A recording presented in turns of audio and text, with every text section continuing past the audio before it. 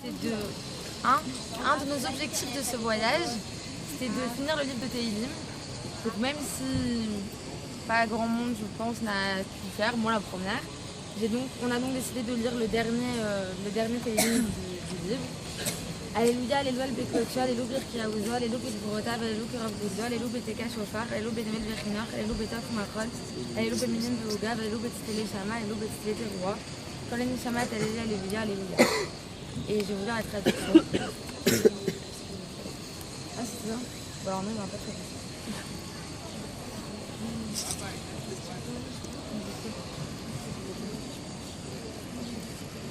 Alors, on a trouvé un témoignage d'une femme qui a vécu la Shoah et qui a après monté en Israël. Bonjour, je m'appelle Eva Lavi, je suis née à Cracovie en Pologne et lorsque j'avais 2 ans, la guerre a éclaté. Lorsqu'elle s'est terminée, je n'avais que 8 ans. Durant la guerre, j'ai été contrainte de me déplacer du ghetto de Cracovie à Auschwitz, puis en Tchécoslovaquie. Si je suis encore là aujourd'hui à vous raconter mon histoire, c'est grâce à 2 personnes, Oskar Schindler et ma mère. En Israël, aujourd'hui, je suis mariée, j'ai 2 enfants et seulement 3 petits-enfants, ce qui est honteux, dit-elle en riant. Un épisode particulier a marqué mon passage dans cet enfer. Un jour, tandis que toutes les femmes étaient comme à l'habitude dans ces bâtiments sombres et horribles, un officier nazi s'est approché de ma mère et lui a dit qu'elle devait m'emmener. Ma mère a commencé à pleurer et à crier. Elle ne voulait pas me quitter, mais à Auschwitz, ce n'était pas possible de refuser. Ma mère lui demandait où elle allait m'emmener et l'officier lui a répondu qu'elle allait m'emmener dans un bon endroit. Ma mère ne comprenait pas un bon endroit à Auschwitz. Comment était-ce possible? Mais l'officier a promis à ma mère que j'allais aller dans un bon endroit et en effet, ils m'ont emmené dans un endroit très différent d'Auschwitz.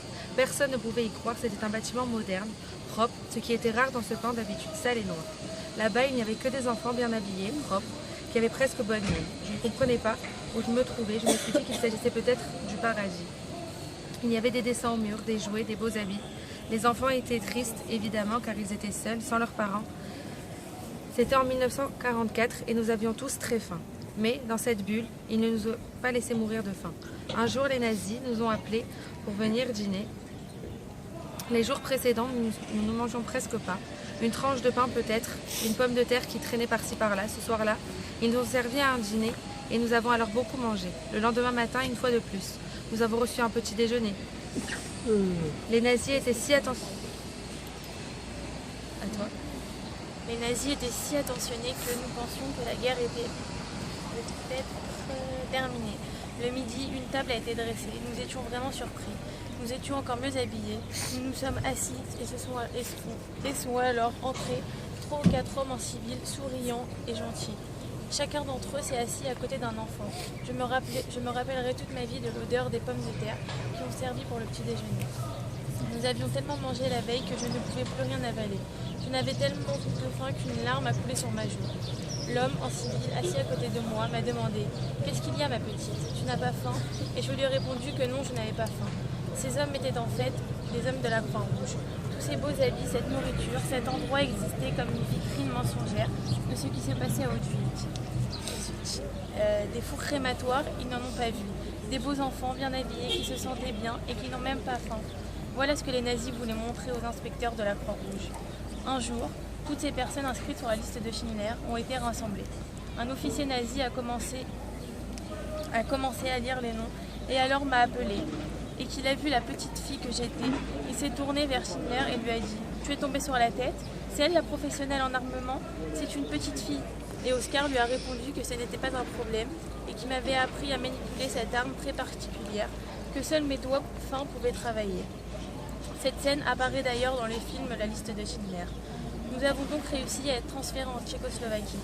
Là-bas, c'était différent et plus facile, car Schindler était responsable et non les Allemands. C'est de ce camp en Tchécoslovaquie que nous avons été libérés.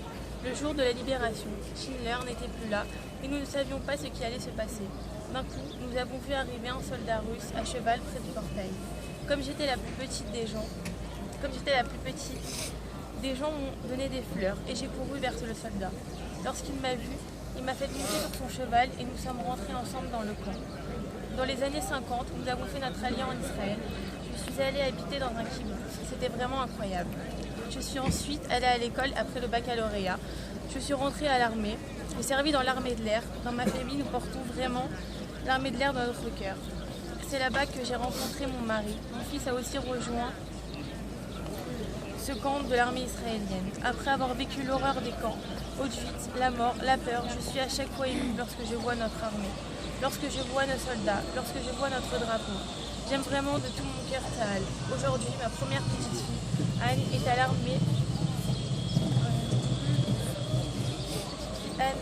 Et je suis tellement fière d'elle et tellement heureuse. Tsahal, c'est une des choses que je chéris le plus. J'ai encore 2 petits-fils et je suis sûre qu'eux aussi ils feront leur service militaire. Je sais déjà que je serai fière d'eux. Là, c'est la traduction de Yeshtikva qui représente... Fort. Beaucoup plus fort.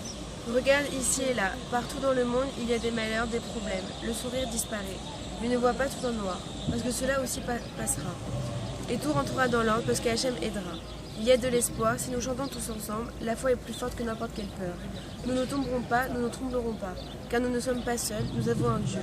Hey mon frère, viens avec moi, mets ta main dans la mienne, ne t'inquiète pas, n'aie pas peur, car nous irons main dans la main à Kadesh Baruch Hu. Nous aime tous, tu verras que demain la douleur finira. Je vais juste conclure en disant que on est tous rassemblés ici au Kotel et que c'est une sorte de résurrection de tout le peuple juif.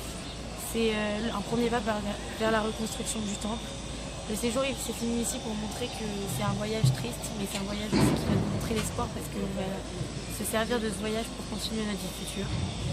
Et on va juste vous demander de chanter la tikva parce qu'à Tchikoshin, quand on a vu à côté de la ville, à côté des camps, ils leur ont demandé de chanter la tikva en essayant de leur donner de l'espoir, alors en sachant très bien qu'ils allaient se faire tuer quelques mètres plus tard. Alors nous, on va chanter ici la tikva pour montrer que nous, il y a de l'espoir, qu'on est là et qu'on peut le faire à leur place et qu'on va vivre notre vie. On peut vivre notre vie et en nous servant de leur passé.